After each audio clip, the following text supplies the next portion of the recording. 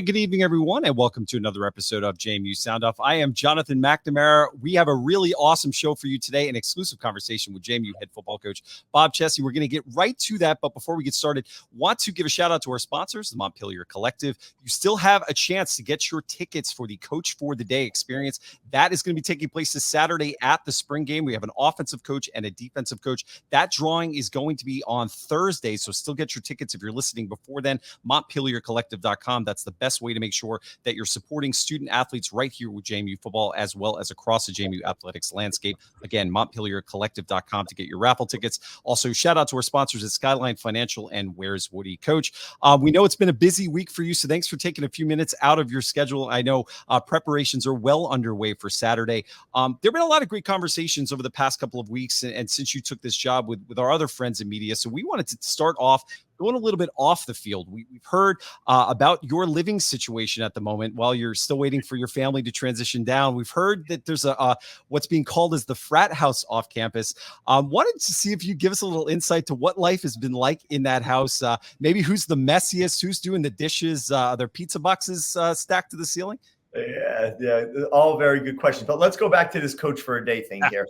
I'm just telling you, if you did not buy a ticket yet for this, you're out of your mind. But this is one of the greatest opportunities as a fan that you could possibly have, and it goes to a great cause of helping our players and our collective. But you're literally talking to the team, running them out with your theme music, whatever song you want, running across the field, getting to your sideline, and then calling a drive against someone on the other side. And when you call this drive, it's not going to be, I'm making up plays. It's very user-friendly. We're going to have a printout sort of like Madden. It's going to have 4 run plays, 4 pass plays on it, and you're going to pick. But then you actually have to use the microphone and call it through the headset into the quarterback who's in the huddle, who's going to try to hear you through the band and through everything else that's going on. And you have to be situationally aware. You have to communicate very clearly. And you got to do all those things on that drive, right? And maybe even 2 drives. We'll see how it all plays out. But this is an opportunity where the play clock is running and you get a chance to really feel the stress that comes with that.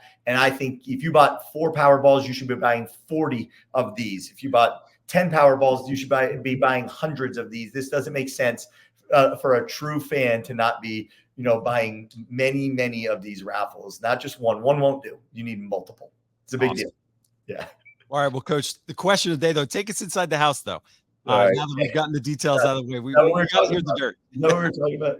No, so it's pretty cool. No, so we're in a house. It started off with our offensive coordinator, Dean Kennedy, our defensive coordinator, Lyle Hemphill, our special teams coordinator, Drew Kanan, and then our strength and conditioning coach, Jay Novak, and then myself. So it was 5 of us in there, and we were hanging out. The 2 were really temporary, but one was on an air mattress and the other was on a couch, and we were moving through this whole thing and just trying to figure it out. To be honest, we're not really living there. We're just sleeping there. We come home at 10 o'clock or something at night. And then the next day we're out of there by, 6:15, 6:30, some of us even earlier. So it's one of those things that we're not really living there. Now on Saturday after the spring game and then into Sunday, or Saturdays after our practices and into Sunday, we do spend some time there. And we got a little dartboard. And really, that's about it. There's not a whole lot in that fridge. There's not a whole lot of dishes are being done or food being cooked. We're just surviving over there right now until our families show back up.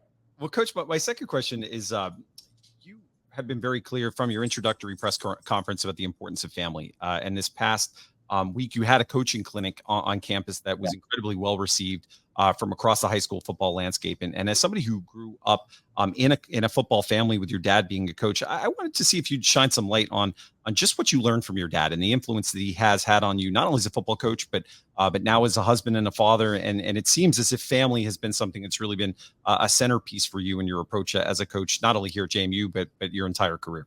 Yeah, 100%. So just imagine being a kid, and I'm sure many listeners here grew up in a house where, your father's a football coach, right? A high school football coach, a longtime high school football coach. There's really, you're a kid and you're waking up every day and you're just excited about this team and the players. Every kid, you're mimicking them when you play football in the backyard. And, it's just one of those moments that every interaction you're absolutely just cherishing with them. And I know what it's like to, 5 o'clock, we'd get up, he'd put us in the car with our equipment manager. We'd drive over to the place, which was like 10 minutes away. We'd stop at Burger King, get a sandwich, he'd get a coffee, and then we'd get there and it was right to work. I'd go out on the field and drag the agility bags out and do all those things. I still can remember the smell of like the grass and your shoes, and it was always wet in the morning and you were walking through all that. Your shoes were wet for the rest of the day, but it was just one of those things that you absolutely loved every minute of it. I loved watching him be very demanding of those guys, never demeaning. The ones he was toughest on, he'd come off the field and,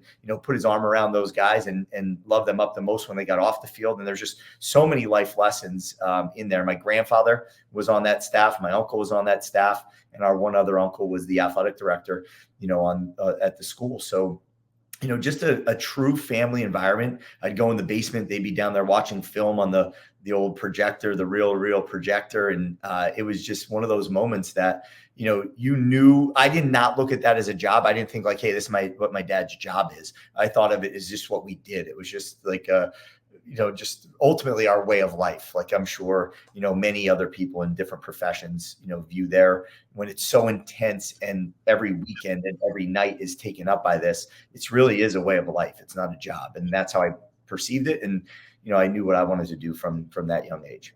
Awesome. Coach, thanks for joining us once again.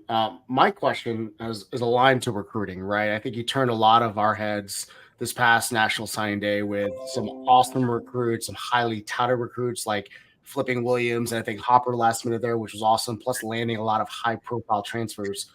How have you approached recruiting, whether it's high school or portal prospects, differently at JMU versus the Holy Cross? Well, so at Holy Cross, we did not have grad school, so you could not do a fifth year there. Now, some guys with COVID were granted a fifth year, but other than that, you had to have a compelling academic reason to do it, which means you had to double major in something to extend your graduation date. So that's a little different. We really had 3 or 4 transfers on the team, and that was it. But in my previous places, I had dealt heavily with that. So this was not something brand new to me. It was just the qualifications at Holy Cross were just a little bit different. And then what we could kind of chase after was a little bit different and very limited, in many different ways. So getting here, it just, I think it was much harder to go and compete against, the South Dakota States and the others that had 6 years in JUCO transfers and guys in grad school and all that. We didn't have any of that. And we're standing toe to toe with them. So if anything, you just opened up another, I don't even know the word I'm looking for, a whole nother avenue of, bringing in so many more kids, right? So many more kids on diversity of class and age and experience, but then also just so much other, academic things have been opened here too, that there's different programs they could go into for continuing ed and for masters. And we did not have any of that. So if anything, you just threw fuel on a pretty hot burning fire, as far as our recruiting was concerned in the past. No, I love to hear that because I think a lot of our listeners know the portal opened up yesterday, and you're probably looking at different targets, and you're probably trying to align recruiting boards. Kind of a fun question for you. Like, you've been doing this for a long time, obviously. Tell us like a funny recruiting story, whether you're at an in-home visit or maybe you had a recruit on campus. Like any like fun story behind the scenes you'd want to share with us and the listeners?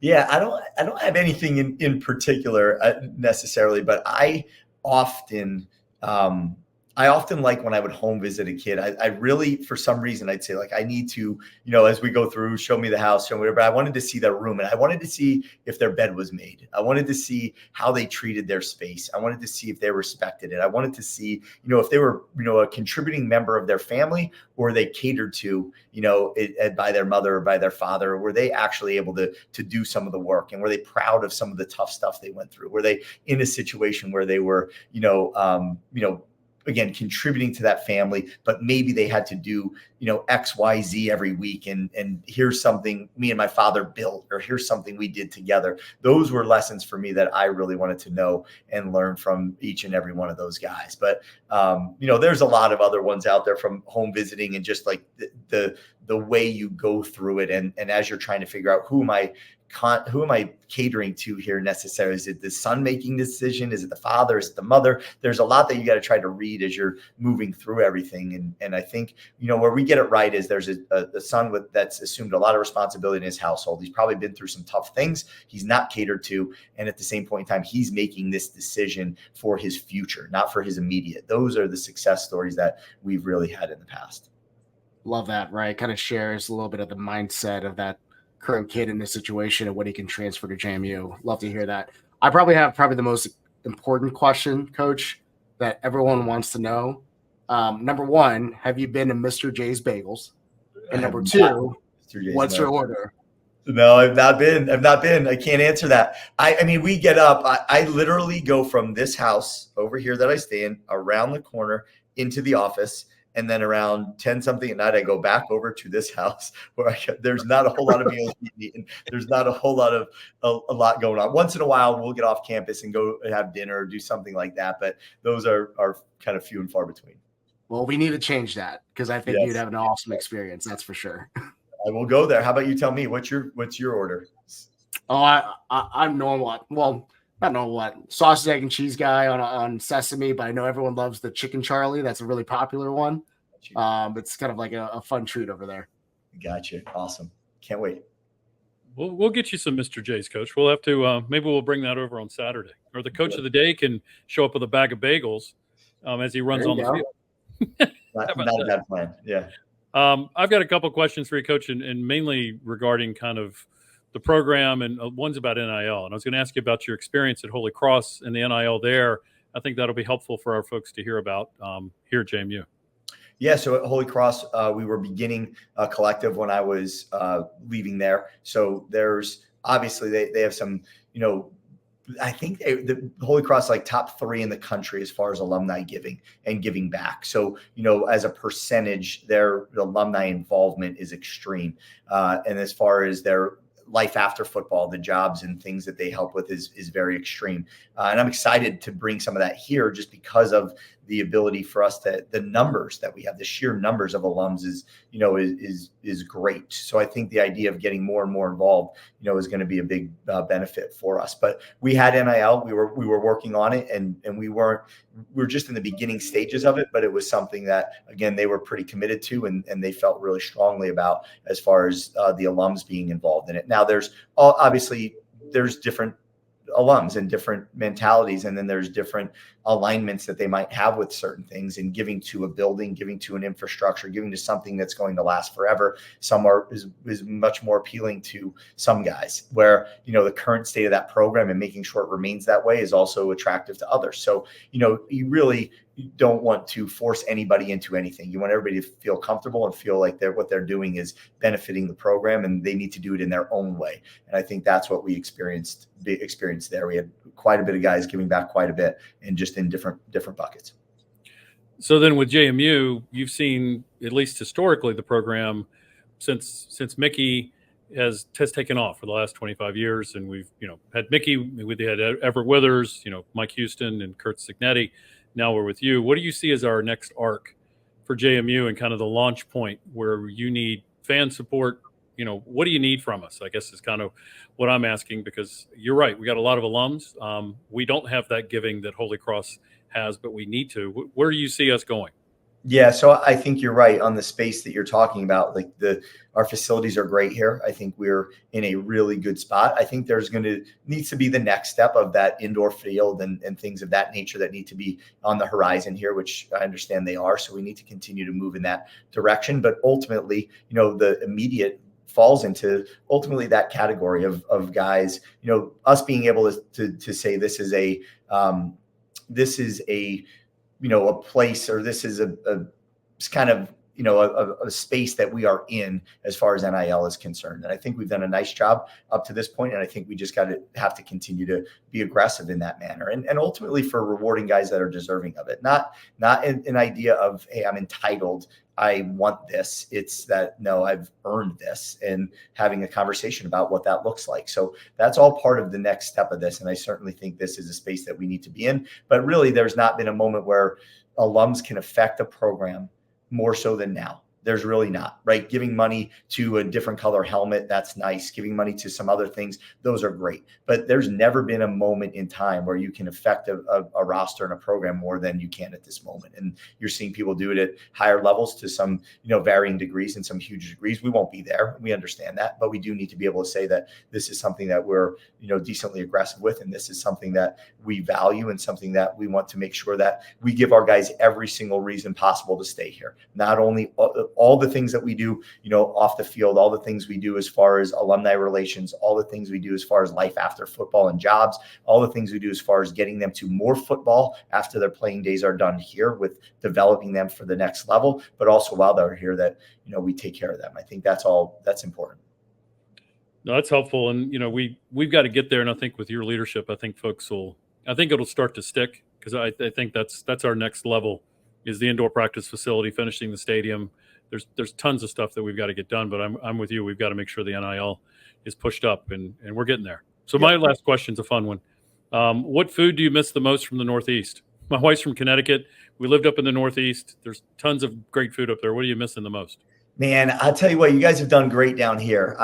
There's a lot of really good restaurants. There's this one, there's an old Italian place in town up there, and they have this shrimp with this penne vodka sauce that has been around in their family forever. It's called Piccolo's, and it is phenomenal. And that I miss the most. Giant jumbo shrimp. It comes out steaming hot. That's one of my favorite meals up there, and that I certainly miss. But there's places here that do a lot of really good stuff, and I'm still exploring. Been to 3 or 4 at this point. I might have went to 1, 2 or 3 times already, because I just find it a good spot, and I'm excited about continuing to explore that when my family gets down here. Awesome. Well, Coach, we did have one last question. It was from one of our listeners, a guy who I think pretty well. His name is Cliff Wood. He just wanted to know, is this the Orioles' year? Oh man, I wish, I do. I actually like the Orioles. So I lived in Baltimore for a little while, and I used to watch on TV. We'd be out somewhere at a little bar or something. I'd look and go like, man, there is nobody at that stadium. And we'd jump in a taxi cab and we'd drive down, and we'd go into, say we were a student, jump in the student section, sneak our way down right behind home plate and watch games. And that's when I really started to appreciate baseball, but more importantly, the Orioles. Yeah, I hope so, man. That's a great organization. That if there's one that's my favorite, it's probably them. Awesome. Well, Coach, we always give every one of our guests an open platform to say something to the fan base or to engage, because this is a podcast by fans who are pretty passionate about this program for fans. So the floor is yours. If there's anything, I know obviously in advance of Saturday, but just in general, anything you'd like to say to the fans who continue to support this program and are pretty excited about what's to come over the months before we get ready for August and then the start of the new campaign. No, I say just that, continue to support it, right? There's ups and downs in every program. And I think remembering, that these are 18 to 23-year-old young men that are on a journey here in life, that they're trying to figure out exactly who they're going to be. Like, who are they going to be? And these moments, these tough moments shape them. These positive moments also shape them. But I think your ability to stand by them and understand that as they navigate this, and just always think that's someone else, that's someone's son, someone's brother, someone's whatever it might be. So as passionate as we might be about watching them perform at high levels, when they don't, we understand the criticism, and they got thick skin. But I think in understanding, that these are someone's, again, son and brother, I think that's important. We are sharing this journey with them. I think that's important also to think about. Like, you're involved in this journey that they are currently on, and they will forever remember how they were treated. They may not remember the one touchdown or whatever it might be, but they will certainly remember how you made them feel. And I think that's really important with every single interaction that we have, is that we know that we're giving someone an experience, right? Making sure those experiences stay positive and these guys feel the support, because sometimes you're in this weight room, you're waking up early and going to the meetings and then to practices and to the weight room, and it feels isolated and that you're all by yourself. And, there's 5 or 6 times where you have a home game a year, and that's it. there's 360 other days that you're still committed to this craft for this program and for this school. And I think, sometimes we lose sight of that as fans. So I think just continue to support it, continue to understand it, continue to critique it for sure, but just, make sure you're supporting it and you're putting yourself in a position that all of it is positive and finding ways to better it rather than, knock it down. They hear things that are said. And I think that's one thing that maybe we don't always expect. These guys are not guys making millions and millions of dollars every year like the pro players, but I think they love this school, they love this community, they love the alums, and just continue to support it. And then regarding the game this weekend, as many fans as we could get here, as many students as we can get here, as much as we can make this like a game is important this weekend. The band will be here, and that matters. But also, I think as much fan engagement as we could have is going to help, because I have never been in here with this place packed. A lot of our, football players have not been in here with this place packed and feeling that energy coming off the sidelines and out of the stands. And I think that's really important that we do our best. So to all the students and to everyone in this Harrisonburg community, come out and get a chance to support this, this program, and ultimately you have something to do with wins and losses that show up on Saturday. You can affect the game. We need you to practice that with us a little bit here on Saturday. And we're looking forward to seeing a lot of people out here supporting them. Awesome. Well, thanks, Coach. And to the listeners, now, anybody who's bringing bagels to the tailgates this season and some jumbo shrimp, you're going to have a coach who's hungry and needs some good food down here in Virginia. But Coach, first of all, we want to say, because we know he's in the room with you, congratulations on the addition of your new 5-star recruit, Grace, who joins the JMU football family for Matt Transu. And I know he does a lot of incredible work for your program, and we want to wish his wife well. Here, Matt. Yes. Yeah. And in here so the world could say hi to Matt. He sent me a text that I'm going to be out of the office for 48 hours, maybe more. 2 hours later, he had the baby. Well, congratulations, Matt. Congratulations to Thanks, guys. Really appreciate it. Your beautiful family. And to our listeners, one last time, if you want to get a ticket for the Coach of the Day experience, that drawing will take place tomorrow. That's Thursday if you're listening to it after this airs tonight. MontpelierCollective.com. Again, that's the best way not only to have a chance at an incredible experience, but everyone who purchases a ticket is investing in the success of this program. And it's going to arm this staff with the resources they need, as well as the staff for our men's basketball program and others on campus that are working hard to remain at the top of the Sun Belt standings. And with that, Coach, good luck on Saturday. We look forward to talking with you down the road. And to our listeners, as always, go Dukes. We'll talk to you soon. JMU Sound Off.